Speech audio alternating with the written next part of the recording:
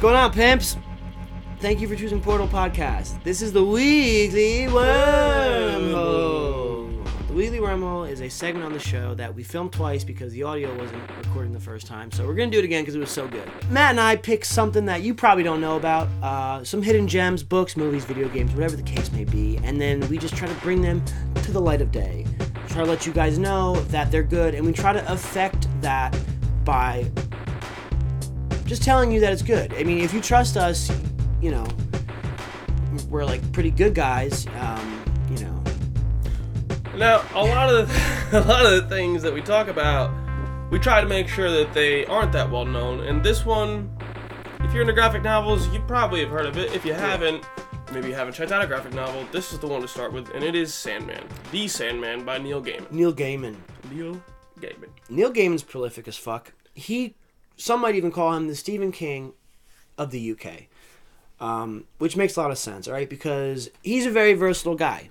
He did American Gods. He's done a whole bunch of other books, Nevernight, just like, you know, books, novels. And then he's like, I'm going to do a graphic novel real quick because I can just do it. And it's amazing, all right? The art changes each issue.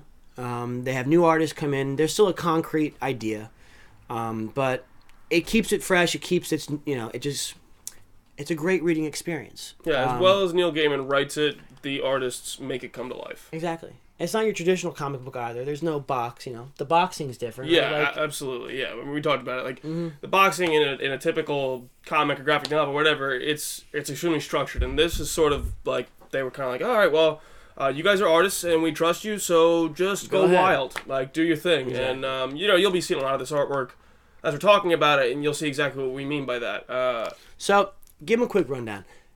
Sandman. Who is Sandman?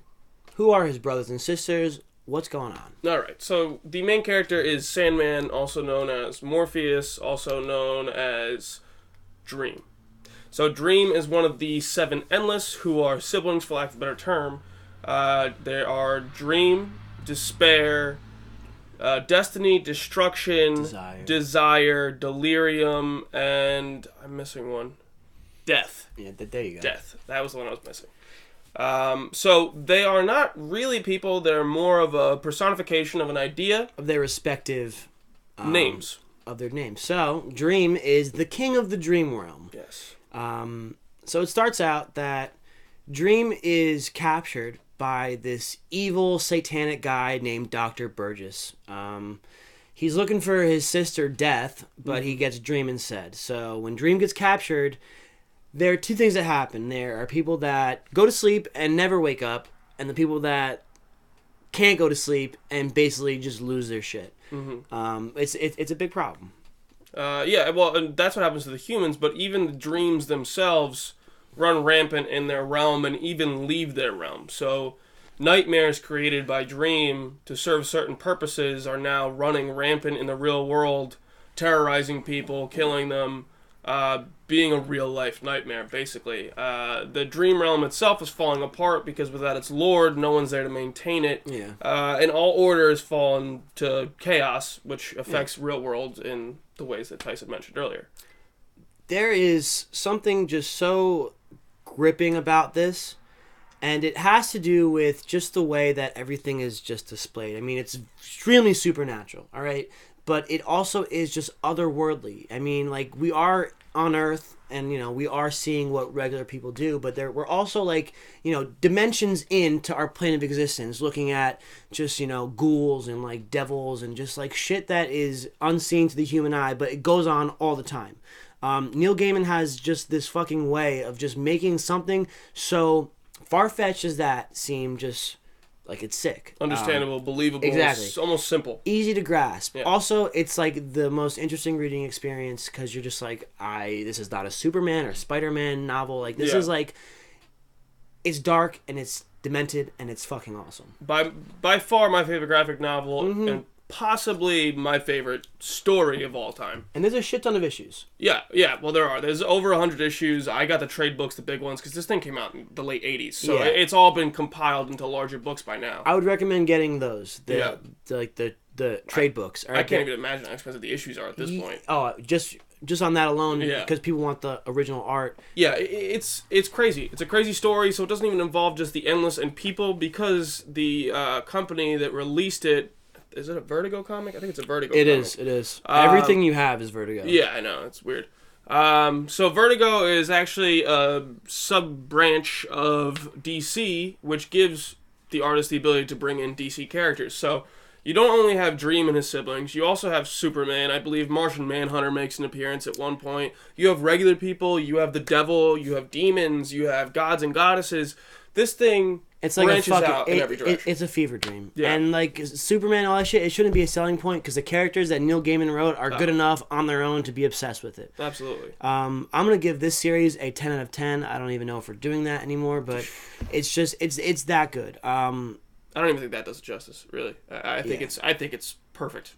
Like I don't see a point in this story. You were so hard for this, though. Oh, absolutely. Like, you were so about this. I just don't see a point in this story to let me down. I felt that I was never let down through, well over 1,000 pages of reading. I wish there was more. The ending itself, extremely satisfying. You said it was sad. Yeah, it was sad, but extremely satisfying. Thank you, Godfather.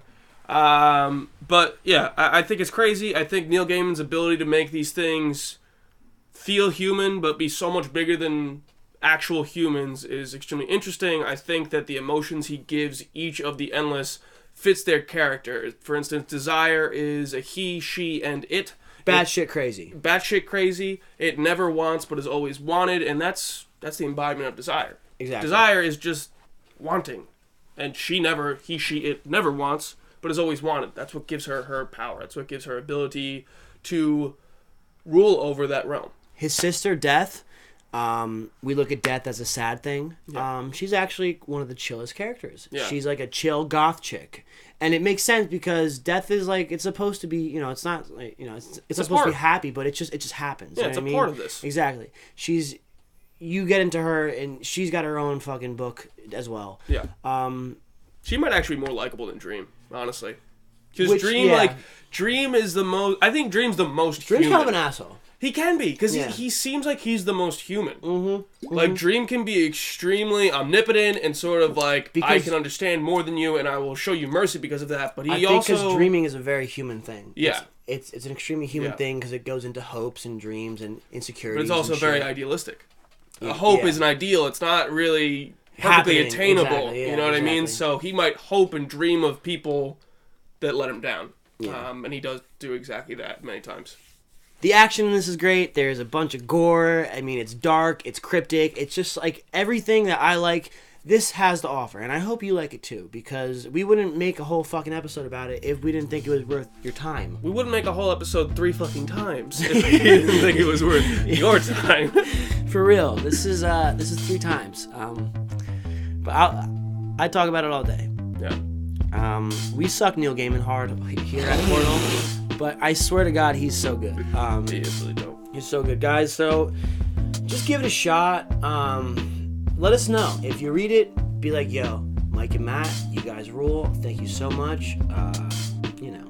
Stuff like that. Just, smash that like button. Yeah, there you go. I knew you wanted to say it. Yeah. I wanted to give you the space to be able to say it. I didn't want to cut you off there. But that's going to be it for this episode of the Weekly Wormhole. Guys, like, subscribe, all that good shit.